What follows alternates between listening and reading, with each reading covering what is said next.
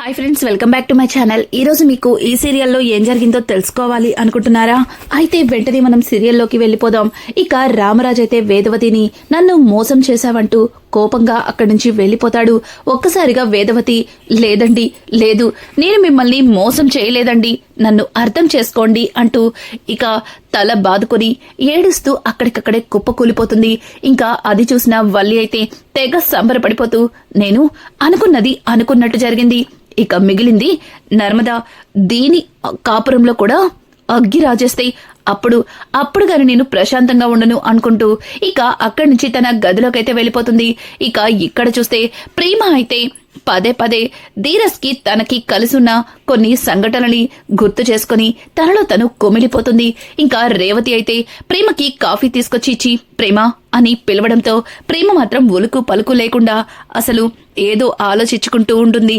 ఇంకా భుజం మీద తట్టడంతో ఒక్కసారిగా ఉలికిపడి అమ్మా అని పిలవడంతో, ఏంటే ఇక్కడ పిలుస్తుంటే ఎక్కడో ఆలోచిస్తున్నావు, ధీరజ్ గుర్తొస్తున్నాడా అని అడగడంతో, లేదు, వాడెందుకు గుర్తొస్తాడు, అసలు వాణ్ణి గుర్తు చేసుకునే అవసరమే నాకు లేదు అంటూ ఇంకా ప్రేమ అయితే అక్కడి నుంచి లేచి వెళ్ళబోతూ ఉంటే, ఆగు ప్రేమ, ఆగు, మనసులో ధీరజ్ మీద చెప్పలేనంత ప్రేముంది, కానీ ధీరజ్ని వద్దనుకుని ఇక్కడికి వచ్చేసావు అని అంటూ ఉంటే ఇక ప్రేమ అయితే, ఎవరమ్మా వాణ్ణి వదిలేసి వచ్చేసింది, వాడే కదా వెళ్ళిపోమ్మని చెప్పాడు, నాకు చెవులు బాగానే పనిచేస్తున్నాయి అంటూ ఇక ప్రేమ మాట్లాడుతూ ఉంటే అదే టైంలో అక్కడికి ఇంకా సేన వస్తాడు. ఇక సేనాపతి అయితే, రేవతి, ఏంటి ప్రేమకి చెప్పే మాటలు ఇవేనా? చూడు, అట్లాంటి వాళ్ళని వదిలేసి మళ్ళీ మన దగ్గరికి వచ్చిన ప్రేమతో ఆప్యాయంగా మాట్లాడాలి, అలాగే అసలు వాళ్ళ సంఘటనలే తనకి గుర్తురాకూడదు, వాళ్ళ విషయాలేమి ప్రేమ దగ్గర మాట్లాడి తనని ఇంకా బాధ పెట్టద్దు. చూడమ్మా ప్రేమ, నువ్వనుకున్నట్టుగానే ఎస్ఐ కోచింగ్కి వెళ్ళు, అలాగే ఎస్ఐ జాబ్ సంపాదించు, ఆ తర్వాత అందరూ కళ్ళు బయర్లు కమ్మేలాగా ఆకాశమంతా పందిరి వేసి రంగరంగ వైభవంగా పెళ్లి చేస్తాం, మంచి సంబంధం చూసి అని అంటుంటే, నానా ఏం మాట్లాడుతున్నారు, ఆల్రెడీ నాకు పెళ్ళయింది, పెళ్ళైన అమ్మాయికి మరొకసారి పెళ్లి చేయడమేంటి అని అంటుంటే అప్పుడే భద్రావతి అక్కడికొచ్చి, సేనా, ఎప్పుడు ఏం మాట్లాడాలో కూడా నీకు తెలీదు, అసలు ప్రేమతో మాట్లాడే మాటలు ఇవేనా? తను ఇప్పుడిప్పుడే కదా వాణ్ణి వద్దనుకొని మన ఇంటికి వచ్చేసింది, ఇక వాడి గతం నుంచి బయటికి రావడానికి కొంత టైం పడుతుంది, అంతవరకు తనకి నచ్చిన చదువుకోనివ్వు, తర్వాత మాట్లాడదామంటూ ఇక భద్రావతి అయితే సేనకి కళ్ళతో సైగ చేస్తుంది.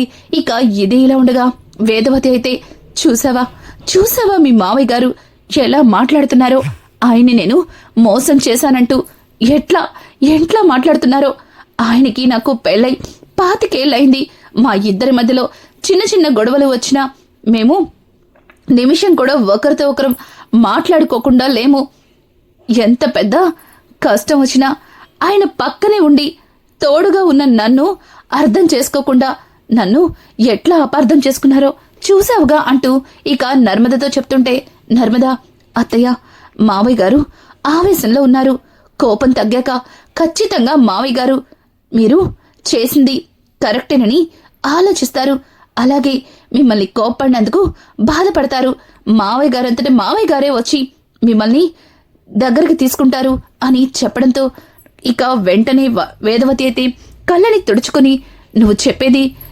నిజమేనా? నిజంగానే మీ మావయ్య గారు నన్ను క్షమిస్తారంటావా అని అంటుంటే, ఖచ్చితంగా క్షమిస్తారు, అప్పటి వరకు మీరు కాస్త ఓపిగ్గా ఉండాలంటే ఏదన్నా తినాలి కదా అత్తయ్య అంటూ ఇక నర్మద అయితే తను తీసుకొచ్చిన టిఫిన్ ని వేదవతి చేతిలో పెడుతుంది. ఇక వేదవతి, అవును, నువ్వు చెప్పింది నిజమే అంటూ వేదవతి అమాయకంగా టిఫిన్ ప్లేట్ తీసుకుని ఇక ఒక ముక్కని తుంచి నోట్లో పెట్టుకోబోతుండగా, మరి ఆయన తిన్నారా అంటూ ఇక వేదవతి అడుగుతుంటే ఆ మాటలకి ఇంకా అక్కడికి వచ్చిన వల్లి అయితే, ఎక్కడ తిన్నారు, అసలు మావయ్య గారు నిన్నటి నుంచి పచ్చి మంచినీళ్ళు కూడా ముట్టుకోవట్లేదు, పైగా ఆయనకి భోజనం పెట్టాలని ప్రయత్నించిన ఆ దరిదాపులు కూడా ఆయన నిలబడట్లేదు, పిలుస్తున్నా ఆకలిగా లేదని వెళ్ళిపోతున్నారు, మావయ్య గారు తినందే ఇంట్లో ఎవ్వరం కూడా తినలేకపోతున్నామంటూ ఇక వల్లి అయితే వేదవతికి వినిపించేలాగా అట్నుంచి తనలో తను మాట్లాడుకుంటున్నట్టుగా ఇక డైనింగ్ టేబుల్ని తుడుస్తూ ఉంటుంది. ఒక్కసారిగా వేదవతి, మీ మావయ్య గారు తినలేదంటనే, మరి నేనెలా తింటాను అంటూ ఆ ముక్కని ప్లేట్లో పడేస్తుంది. ఇక వెంటనే నర్మద వల్లి వైపు కోపంగా చూస్తూ, అసలు ఈ వల్లిని నిన్నట్నుంచి గమనిస్తూనే ఉన్నాను, కావాలని మాటలతో తూటాలు వేస్తుంది అంటూ ఇక నర్మద అయితే, చూడండి అత్తయ్య, ఏదో ఒకటి చేసి మావయ్య గారు తినేలా నేను చేస్తాను, ముందు మీరు భోంచేయండి అత్తయ్య అని చెప్పడంతో ఇక వేదవతి అయితే, ఆయన తిన్నాక తింటాలే అంటూ అక్కడి నుంచి లేచి తన గదిలోకైతే వెళ్ళిపోతుంది. ఇంకా వచ్చిన పని పూర్తయిపోయిందని చెప్పి వల్లి అయితే కాస్త ఊపిరి పీల్చుకొని ఇక ఆ క్లాత్ని అక్కడే విసిరుకొట్టి ఇంకా అక్కడి నుంచి లోపలికి వెళ్ళబోతుంటే తనకి ఎదురుగా నర్మద అయితే నుంచుంటుంది. ఒక్కసారిగా నర్మదని చూసిన వల్లి, అయ్ బాబోయ్, ఇదేటిది ఇక్కడికొచ్చేసింది, కొంపతీసి ఆమె తినకూడదని కావాలనే నేనలా మాట్లాడానని కనిపెట్టేసిందా, అయితే ఏం చేస్తుందంట అంటూ ఇక వల్లి తన మనసులో అనుకుని, చూడు నర్మద, నాకు కిచెన్లో చాలా పనులున్నాయి, కాస్త పక్కకి తప్పుకుంటావా అని అంటుంటే, పక్కకి తప్పుకుంటాను, కానీ ప్రేమ ధీరస్లా పెళ్లి గురించి అంత డీటెయిల్డ్గా వాళ్ళకి ఎలా తెలిసినట్టు అని అడగడంతో ఒక్కసారిగా వల్లి, అయ్ బాబాయ్, నన్నడిగితే నాకెట్టా తెలుస్తుంది, సుడు, ప్రేమ ధీరజ్లిద్దరూ ప్రేమ పక్షులని, వాళ్ళిద్దరూ ఒకరినొకరు ప్రేమించుకున్నారని అలాగే పెద్దల్ని ఎదిరించి పెళ్లి చేసుకున్నారని నాకు తెలుసు, కానీ ఇట్టా అనుకోని పరిస్థితుల్లో ధీరజ్ ప్రేమ మెడలో తాళి కట్టాల్సి వస్తుందని, ధీరజ్ తాళి కట్టకపోతే ప్రేమ జీవితం అన్యాయమైపోతుందని నాకు నిన్ననే గొడవ అయిన తర్వాతే అర్థమైంది. అయినా ధీరజ్ ప్రేమకి జీవితాన్నిస్తే వాళ్ళేమో అర్థం చేసుకోకుండా మావయ్య గారి పరువంతా తీసేసి ఇంట్లో నానా గొడవ చేసి వెళ్ళిపోయారు. అత్తయ్య గారేమో మావయ్య గారి ముందు తలెత్తుకోలేకపోతున్నారు. ఏంటో ఇదంతా, అసలు ఇంటికి ఎవరి దిష్టి తగిలిందో, ఇంట్లో ఎంతో అన్యాన్యంగా ఉండే ప్రేమ ధీరజ్లిద్దరూ విడిపోయారు. అలాగే అత్తయ్య గారు మావయ్య గారి మధ్యలో ఈ అపార్థాలు, అసలు నాకు చాలా బాధగా ఉంది అంటూ ఇక వల్లి మాట్లాడుతూ ఉంటే అక్కడే ఉన్న నర్మద అయితే, చూడు, ఇదంతా నాకెందుకో నువ్వే చేసావనిపిస్తుంది, నేను నిన్నట్నుంచి నిన్ను గమనిస్తూనే ఉన్నాను, నీ మొహంలో ఏదో తెలియని సంతోషం, ఇలా జరిగినందుకు నువ్వు భూమి మీద నడవట్లేదని నాకు అర్థమైంది, కానీ దీని వెనక గాని నువ్వున్నావని తెలిస్తే నిన్ను అస్సలు వదిలిపెట్టను. ఇంతవరకు నీ విషయం గురించి మావయ్య గారి ముందు చెప్పలేదు, కానీ ఇందులో నీ తప్పేమన్నా ఉంటే నిమిషం కూడా ఆలోచించను. నీ విషయం గురించి మావయ్య గారితో చెప్పడానికి, అలాగే ఈ విషయం బావగారికి తెలిస్తే నిన్ను ముక్కల కింద నరికేస్తారు అంటూ ఇక వల్లికి గట్టి వార్నింగ్ ఇచ్చి అక్కడి నుంచి నర్మద వెళ్ళిపోతుంది. ఒక్కసారిగా వల్లి భయంతో అక్కడి నుంచి గబగబా కిచెన్లోకి వెళ్ళి ఒక బాటిల్ నీళ్ళు తీసుకుని గడగడ తాగేస్తుంది. అప్పుడు కాని కాస్త ఊపిరి తీసుకుని, అమ్మో, ఈ నర్మద ఏంటి ఒకేసారి నా మీద ఇంత పెద్ద అనుమానం వచ్చేసింది, ఇదంతా చేసింది నేనే అన్న సంగతి నిజమని తెలిసిన రోజు ఖచ్చితంగా మావయ్య గారితో చెప్పేసిద్దా. ఒకవేళ అట్టా చెప్తే మావయ్య గారు అత్తయ్య గారినే దూరం పెట్టారు, నేను పెద్ద లెక్క, నన్ను ఇంటి నుంచి బయటకు గెంటేస్తారు, ఇక బా నన్ను నిజంగానే ముక్కల కింద నరికేస్తాడు. అసలు ఏం ఆలోచించకుండా ఇట్ట చేశానంటే ఇప్పుడు నా పరిస్థితి ఏంటి అంటూ వల్లి భయపడుతుండగా ఇంకా భాగ్యం ఫోన్ చేస్తుంది. ఒక్కసారిగా భాగ్యం ఫోన్ చూసిన వల్లి అమ్మోయ్ అని ఫోన్ లిఫ్ట్ చేయడంతో ఇక భాగ్యం, అదేటే అమ్మడు, ఎంత మంచి విషయాన్ని సంతోషంగా మాట్లాడకుండా అట్టా బాధతో మాట్లాడుతున్నావేంటే అని అంటుంటే, సుడమ్మా, ఇక్కడ మనం అనుకున్నట్టు జరిగిపోయింది, కానీ తర్వాత ఇదంతా చేసింది నేనే అన్న నిజం బయటపడితే నా పరిస్థితి ఏటో అర్థం చేసుకోకుండా నేను తొందరపాట్లో అన్నీ చేసేశాను. నాకిప్పుడు చాలా భయంగా ఉంది అని చెప్పడంతో ఒక్కసారిగా భాగ్యం, పిచ్చి తల్లి, నువ్వెందుకలా భయపడుతున్నావు? సుడు, నేనుండగా అట్లాంటిదేది జరగనివ్వను అని అంటుంటే, అవునవును, నువ్వుండగానే ఇంతకు ముందు జరిగినవన్నీ కళ్ళ ముందే జరిగిపోయాయి. ఇకపై నువ్వుండగానే ఇది కూడా జరుగుతుంది. అసలే నర్మదకి నా మీద డౌటింగ్ వచ్చేసింది. ఇక నర్మద ఎంక్వైరీ మొదలు పెడితే తర్వాత నా పరిస్థితి పుట్టింట్లోనే అంటూ ఇక వల్లి మాట్లాడుతూ ఉంటే భాగ్యం, సుడమ్మడు, నర్మద నీ విషయం గురించి ఆలోచించకూడదన్నా, అలాగే దాని గురించి మీ మావయ్య గారి ముందు బయటెట్టకూడదన్నా అనుకున్నా. ముందు ఆ నర్మదని ఇంటి నుంచి బయటకు తోసేయ్ అని అంటుంటే, సుడమ్మ, ఇందులో నర్మదని కూడా ఇన్వాల్వ్ చేసి ఎట్టా అయినా సరే అలా మగడు పిల్లలిద్దరికీ గొడవెట్టేసి నర్మదని బయటికి గెంటేయాలని చూశాను. కానీ దీని గురించి నర్మద తప్పు ఏమీ లేదని, తప్పంతా నాదే అని మా అత్తయ్య గారు మొత్తం ఆవిడ నెత్తినే వేసుకుంది. దానివల్ల సాగర్ కూతంతా సైలెంట్ అయ్యాడు అని చెప్పడంతో ఇంకా వల్లి మాటలకి ఇక భాగ్యమైతే, సుడమ్మడు, సాగర్ కూలైతే నర్మదని రెచ్చగొట్టేద్దాం అని చెప్పడంతో, ఏం మాట్లాడుతున్నావు? నర్మదని రెచ్చగొడితే తనేమన్నా నీకులాగా నాకులాగా ఎరిదనుకుంటున్నావా ఏంటి?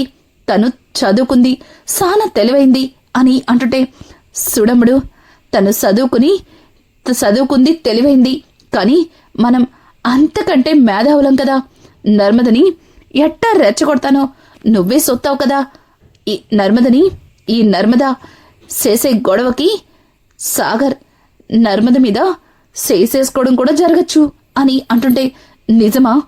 సాగరు నర్మదని కొడతాడా అంటూ వల్లి అయితే చాలా ఆత్రంగా ఇంకా భాగ్యాన్ని అడుగుతుంది. అమ్మడు, ఇక చూడ్డమే, చెప్పడా లేవు అంటూ కాల్ కట్ చేస్తుంది. ఇంకా వల్లి అయితే, అమ్మయ్య, కూతంతా బెంగపోయింది. నర్మద ఇంట్లో నుంచి వెళ్ళిపోతే ఇక ఈ వల్లి ఏం చేసినా ఎవ్వరూ పట్టించుకోరు, ఎవ్వరూ కనిపెట్టలేరు అంటూ ఇక వల్లి అయితే తన మనసులో అనుకుంటూ మరింత సంబరపడిపోతుంది. ఇక ఇది ఇలా ఉండగా ఇక్కడ చూస్తే ప్రేమతో మాట్లాడుతున్న భద్రావతి ప్రేమకి ఇష్టమైన ఎస్ఐ కోచింగ్ కి వెళ్ళమని చెబుతుంది. ఇంతలో అక్కడికి విశ్వక్కొచ్చి, నాన్న, మీరు ఆవేశపడ్డారు, తొందరపాట్లో ప్రేమను అక్కడి నుంచి తీసుకొచ్చేశారు. ఎందుకో నాకు మీరు చేసింది తప్పేమో అనిపిస్తుంది అని అంటుంటే ఒక్కసారిగా ఇక సేనాపతి, రే విశ్వక్, ఏం మాట్లాడుతున్నావు? ఉన్న కొద్దీ నీకు మతిపోతుందా ఏంటి? నేను తప్పు చేశానా? రే, ఇంతకుముందు ప్రేమను అక్కడి నుంచి ఎలా తెచ్చుకోవాలని తెగ ఆలోచించేవాణ్ణి. కానీ వాళ్ళు అట్లాంటి వాళ్ళని తెలిసి నా కూతురే వాళ్ళ గురించి అర్థం చేసుకుని మనసు మార్చుకుని మన ఇంటికొస్తే ఏదేదో మాట్లాడతావేంట్రా? తోడి చెట్టులా పెరిగావు, కానీ నీకు అసలు బుర్రే లేనట్టుంది అని అంటుంటే, అది కాదు నాన్న అంటూ ఇక విశ్వకైతే సేనాపతితో మాట్లాడుతూ ఉంటాడు. ఇంకా ఇంతలో అక్కడి నుంచి గదిలోకి వెళ్ళాలి అనుకున్న ప్రేమ ఉన్నపలంగా అక్కడికక్కడే కళ్ళు తిరిగి పడిపోతుంది. ఇంకా వెంటనే భద్రావతి అలాగే రేవతి ఇద్దరు కూడా ప్రేమని పట్టుకుంటారు. ఇంకా అక్కడే ఉన్న సేనాపతి ఇంకా శారదాంబ విశ్వకైతే ప్రేమ అంటూ ప్రేమ దగ్గరికి వెళ్తారు. అక్క, ఏమైందక్క? ప్రేమ ఏంటి ఇలా కళ్ళు తిరిగి పడిపోయింది అని అంటూ ఉంటే ఇక భద్రావతి, ఏముంది, అక్కడి నుంచి వచ్చిన దగ్గర నుంచి తను పచ్చి మంచినీళ్ళు కూడా తాగలేదు. ఏమీ తినకపోవడం వల్ల ఇదిగో నీరసానికిలా స్పృహ తప్పి పడిపోయినట్టుంది. విశ్వక్, ఎల్లి మంచినీళ్ళు తీసుకురా అని చెప్పడంతో ఇక బాటిల్ తీసుకొచ్చి విశ్వక్ అయితే భద్రావతికి ఇస్తాడు. భద్రావతి కొన్ని నీళ్ళని ప్రేమ మొహం మీద కొట్టడంతో తనకి అయినా సరే స్పృహలోకి రాదు. ఒక్కసారిగా రేవతి, ఎవండి, తను కళ్ళు తెరవట్లేదండి, నాకెందుకో భయంగా ఉందండి, త్వరగా డాక్టర్ని పిలవండి అని చెప్పడంతో ఇంకా విశ్వక్ అయితే హడావుడిగా డాక్టర్కైతే కాల్ చేస్తాడు. ఇంకా కొంతసేపటికి డాక్టర్ కూడా వస్తారు. ఇదంతా గమనిస్తున్న వేదవతి అలాగే తిరుపతి ఆశ్చర్యంగా చూస్తారు. ఇక తిరుపతి అయితే, అక్క, ఏంటక్క, ఉన్నట్టుండి ఆ ఇంటికి డాక్టర్ వెళ్తున్నాడు, నాకెందుకో భయంగా ఉంది అని అంటుంటే ఇక పక్కన ఉన్న వేదవతి అయితే, అవునరా తిరుపతి, నాకు కూడా భయంగా ఉంది. జరిగిన గొడవలకి ప్రేమ ఏమన్నా అఘాయిత్యం చేసుకుందేమో అని అంటుంటే, అక్కోయ్ నువ్వు నన్ను భయపెట్టమాకు. ఇప్పుడే ఆ ఇంటికెళ్ళి అసలేం జరిగిందో తెలుసుకొని వస్తాను అంటూ ఇక తిరుపతి కూడా అక్కడి నుంచి ఎదురింట్లోకి వెళ్తుంటాడు. ఇక ఇదంతా పేపర్ చదువుకుంటున్న రామరాజు కూడా కనిపెడతాడు. ఇంకా రామరాజు అయితే డాక్టర్ వెళ్లడం గమనించి ఏమైందా అన్నట్టుగా లేచి అతను కూడా అక్కడి నుంచి తొంగి తొంగి చూస్తాడు. ఇంకా ఇంతలో నర్మద అయితే వస్తుంది. అత్తయ్య ఇక్కడేం చేస్తున్నారు? పైగా ఎందుకలా ఆ ఇంటి వైపు తొంగి తొంగి చూస్తున్నారు? అర్థమైంది, ఇంట్లో నేనున్నా చిన్న కొడల కోసమేగా ఇదంతా అంటూ ఇక నర్మద మాట్లాడుతూ ఉంటే ఆ మాటలకి వేదవతి, అది కాదే, ప్రేమ ధీరజ్కి దూరమైనందుకు ఏదైనా అఘాయిత్యం చేసుకుంటుందేమోనని భయంగా ఉందే. అసలే డాక్టర్ కూడా లోపలికి వెళ్ళాడు అంటూ వేదవతి మాట్లాడిన మాటలకి ఒక్కసారిగా నర్మద షాక్ అయిపోతుంది. అలాగే అదే మాటలు విన్న ధీరజ్ ఇంకా రామరాజు కూడా కంగారు పడతారు.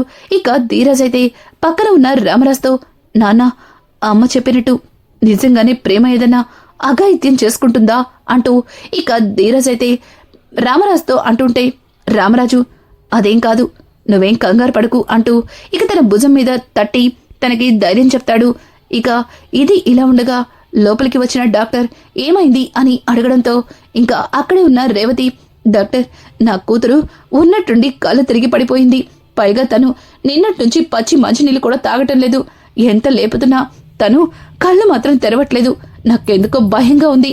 త్వరగా తనని చెక్ చేయండి డాక్టర్ అంటూ ఇక రేవతి అయితే డాక్టర్తో చెప్పడంతో ఇక డాక్టర్ గారు, చూడండి తనకి ముందు గాలాన్నివ్వండి, అలా అందరూ కలిసి తన మీద పడిపోతే తనకి గాలెక్కడ ఆడుతుంది అంటూ ఇక డాక్టర్ అయితే ప్రేమ దగ్గరికి వచ్చి ప్రేమ చెయ్యి పట్టుకుని చెకప్ చేస్తుంది. అలాగే సెటస్కోప్తో తన గుండెల దగ్గర కూడా చెక్ చేస్తూ కొంతసేపటి తర్వాత కంగ్రాచులేషన్స్ అంటూ ఇక అందరి వైపు చూస్తుంది. ఒక్కసారిగా పక్కనే ఉన్న భద్రావతి అయితే, ఏమైంది డాక్టర్, కంగ్రాట్స్ చెప్తున్నారేంటి అని అంటుంటే, ఎందుకంటే మీ మేనకోడలు తల్లి కాబోతుంది అని చెప్పడంతో ఒక్కసారిగా భద్రావతి షాక్ అయిపోతుంది. అలాగే అక్కడే ఉన్న సేనాపతి అయితే, అక్క ఏంటిదంతా, ప్రేమ తల్లి కావడం ఏంటి అంటూ ఇద్దరు కూడా ఆశ్చర్యపోతుంటారు. కానీ విశ్వకైతే, ఏంటి మా చెల్లెలు తల్లి కాబోతుందా అంటూ తెగ సంబరపడిపోతాడు. పక్కన ఉన్న రేవతి అలాగే శారదాంబ కూడా ఆనందపడతారు. ఇక అప్పుడే లోపలికి వచ్చిన తిరుపతి కూడా ఆ మాట విని, ఏంటి ప్రేమ తల్లి కాబోతుందా అంటే అంటే పెళ్లి కాకుండానే నేను తాతయ్యనైపోయానా అంటూ ఇక తిరుపతి అయితే తన మనసులో ఉన్న మాటని పైకనేస్తాడు. ఒక్కసారిగా అక్కడే ఉన్న విశ్వకైతే, హలో బాబాయ్, అదిగో ప్రేమ తల్లి కాబోతుంది, నిజంగా నాకు చాలా సంతోషంగా ఉంది అంటూ ఇక విశ్వకైతే తిరుపతిని హత్తుకుంటాడు. ఇప్పుడే ఈ విషయాన్ని చిన్నక్కకి చెప్పాలి అంటూ అక్కడి నుంచి తిరుపతి వెళ్ళబోతుంటే, ఆగు అంటూ సేనాపతి అయితే ఇక తిరుపతిని ఆపుతాడు.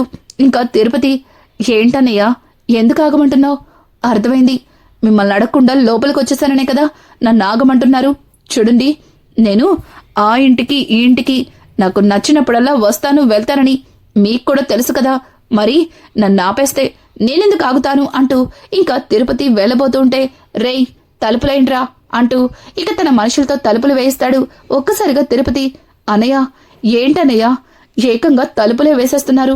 చూడండి అన్నయ్య, మిమ్మల్ని అడగకుండా లోపలికి రావడం తప్పే, కానీ ఇది మీకే కాదు నాకు కూడా పుట్టిల్లే అంటూ ఇక తిరుపతి అమాయకంగా మాట్లాడుతూ, ఇంత మంచి శుభవార్తని ఇప్పుడే వెళ్ళి అక్కకి అలాగే బావకి చెప్పాలి, అలాగే ఈ విషయం ధీరజ్కి చెప్తే తెగ సంబరపడిపోతాడు అని అంటూ ఉంటే ఇంకా భద్రావతి, లేదు ఈ విషయం ఎవరికి తెలియడానికి వీల్లేదు అని అనడంతో ఒక్కసారిగా ఇక తిరుపతి అయితే, ఏంటక్క ఏం మాట్లాడుతున్నావు?